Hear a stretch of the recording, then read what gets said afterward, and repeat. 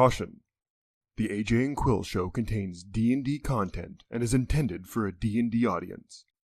And, besides that, they're really weird. Meta adjacent, Meta Minute. In Call of the Netherdeep, the new adventure from Dungeons & Dragons, you get to go into Matt Mercer's world of Exandria. And from there, it takes you into an eldritch underwater realm. Inside this adventure, there is a rival party that your adventuring party gets to face off against. The story's rivals were devised to emphasize the fact that player characters aren't the only adventuring party in the world, because of course they're not. It also puts a competitive pressure on your player characters and keeps them motivated and invested throughout the campaign's plot, because your rivals might beat you to it. Here's your meta-adjacent Meta Minute. Today we're covering Dermot Wurder in Tier 1. Well, hey everybody! Anybody need some healing? Now Dermot is a small, lawful good Goblin Cleric. He has AC 17 wearing breastplate and a shield. He has 44 hit points and his speed is 30 feet. Looking at his stats, you can see that Strength and Wisdom are both their highest with a 16, and the next highest is Constitution. Because of this, and being a cleric, we'd qualify him as a support caster. Now, Wisdom is a cleric's primary spellcasting ability, which makes it one of the prime candidates for its primary offensive ability. Constitution is customarily the choice of the primary defensive ability, which you can see on Wurder here being a 14. Now, we say support caster and not sniper because the majority of a cleric spells are either short-ranged or touch required. And because most clerics like to brandish a holy symbol or have their holy symbol emblazoned on a shield as a spellcasting focus, it makes wielding a bow pretty impractical.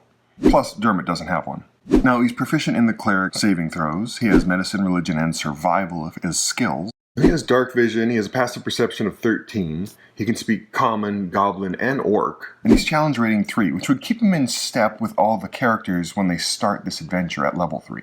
He has a multi-attack where he can wield his Warhammer once and use Searing Wrath once. Now, they do about the same damage, and their attack bonus is similar, but Searing Wrath is a ranged spell attack and Warhammer is a melee weapon attack. Now, Searing Wrath isn't actually a spell. We made it here on D&D Beyond, but it was something created just for Dermot's monster stat block. He also has access to spells like any other cleric. His spell save DC is 13, and he can cast Guidance, Light, and Spare the Dying, and he can cast Bless and Cure Wounds each once per day. Now, looking at his holy symbol here, you can see that Dermot is clearly a cleric of the Luxon. Now, if you're not familiar with the Luxon is a lesser idol in Matt Mercer's world of Exandria. See, after all the big gods were banished during the Divergence, there was a power vacuum created, and this vacuum of influence gave rise to a number of very powerful entities that, while they may not challenge the gods for ability or influence, now that they're unchallenged by anybody, they're able to amass quite a number of followers. These idols present themselves in different ways. Some are honorable guardians of the helpless, and others as the tyrannical gods they aspire to be.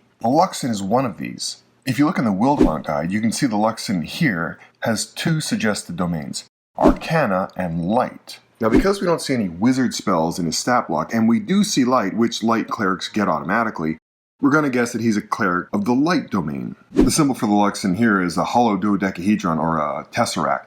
Now, very few people, even in Exandria, have heard of the Luxon, and fewer still believe it even exists.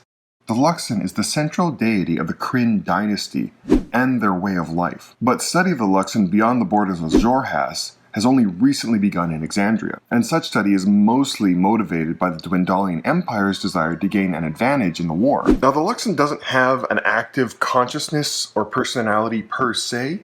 The worship of them is largely a system of pure faith backed by scientific and metaphysical truths that stem from the discovery of the beacons and the Umavi who interpret their meaning. Priests of the Luxon often study dunamis and its primal arcane nature. Now, dunamis is time and gravity magic. While others are born with dunamatic gifts granting them reality-bending powers, those that do call on the rare threads of divinity use the beacons themselves as a source of magic. Now, a Luxon beacon is a legendary magic item that appears in Exandria. Now, these items are central to the Luxon faith and the Kryn dynasty. Now, that's a great background, very cool story, and a lot of flavor there. But how does Dermot behave in combat? Now, he's a support caster. Support casters are medium-ranged, magic, and melee damage dealers that protect themselves by absorbing damage with things like high armor class, shields, lots of hit points, and they're reasonably mobile going in and out of combat. Now in the first round of combat, the first thing that Dermot should do is cast Bless using his action on every other member of his party. He should then use his movement to get in position approximately half his movement speed away from where he thinks the tank and the bulk of the melee fighting is going to be on the next round. If the tank is already there, even easier. Now that first round of combat is the same no matter what. What changes is every round of combat after that, because Dermot needs to make a choice. If Dermot starts his turn and any of his allies are bloodied, now bloodied is a 4th edition term that means below half of their total hit points. It was the level of hit point loss where you would start to physically see the damage appearing on a creature. Hence, they were bloodied. Anyway, if any of his allies are below half their hit points or bloodied, at the start of Dermot's turn, he's going to use his action to heal them. He'll spend half his movement speed to get up to the front line of combat where the damaged character is. He'll cast Cure Wounds using his action, and then, using the rest of his movement speed, he'll retreat back to half his movement speed away from the front lines of combat. If any of his allies are knocked unconscious and he doesn't have access to Cure Wounds, he's going to do the same thing, but he's going to cast Spare the Dying on them instead. Now, as a caveat, another thing to note that after the first round of combat, if at the start of Dermot's turn nobody needs to be healed, but they are in darkness, Dermot is instead going to cast Light on his holy symbol because he knows that a couple of his other party members don't have dark vision like he does. Now, if this isn't the case, Dermot is going to attack. Now he has a multi-attack, one is ranged, one is melee. So at the start of his turn, he's going to pick a target and cast Searing Wrath on that target. He's then going to use half his movement to get up to the front line of melee combat, and he's going to use his Warhammer, part of the multi-attack, to hit them in melee combat. After which, he's going to retreat back the other half of his movement and end his turn.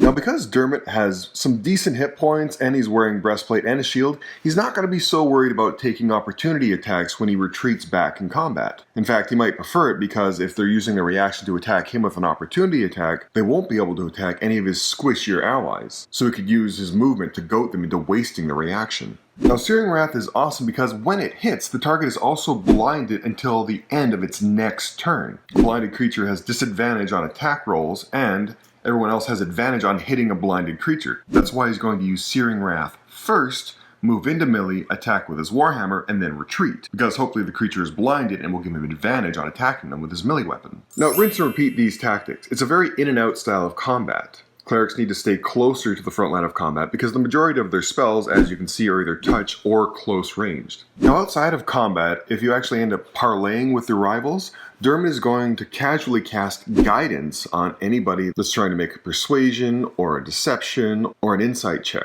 And that's it. Supportcasters have very simple tactics. Dermot seems like a great, lovable, loyal guy. Hopefully you have fun using Dermot in the upcoming Call of the Netherdeep.